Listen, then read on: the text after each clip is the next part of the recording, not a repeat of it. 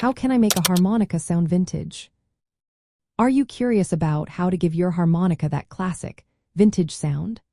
Let's dive into some practical tips that can help you achieve that warm, soulful tone often heard in blues and jazz music.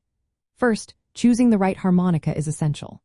Vintage harmonicas, like the Hohner Marine Band, are popular for their rich tones.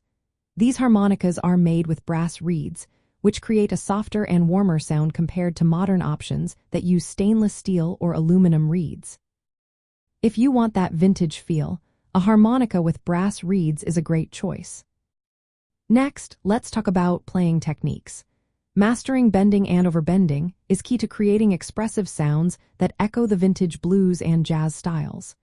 Bending is when you alter the pitch of a note by adjusting your mouth shape and breath control. Overbending takes this a step further, allowing you to push the pitch beyond its normal range. This adds a unique and emotive quality to your playing that is often found in classic performances. Now, let's focus on tone and expression. Vintage harmonica sounds have a distinct, slightly gritty quality. Using an older or slightly worn harmonica can help achieve this, as the reeds develop a more nuanced tone over time. Experimenting with breath control and mouth shape can also help you capture the expressive qualities of vintage playing styles. Amplification plays a role too.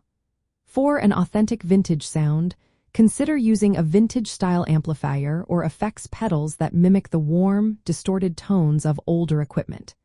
In jazz, using a small amplifier or even playing acoustically can help maintain that intimate and warm sound of the harmonica. Lastly, listening to legendary jazz and blues harmonica players can provide inspiration. Pay attention to their recordings to understand how they create emotional performances. This will help you develop a sense of phrasing and tone that fits the vintage aesthetic.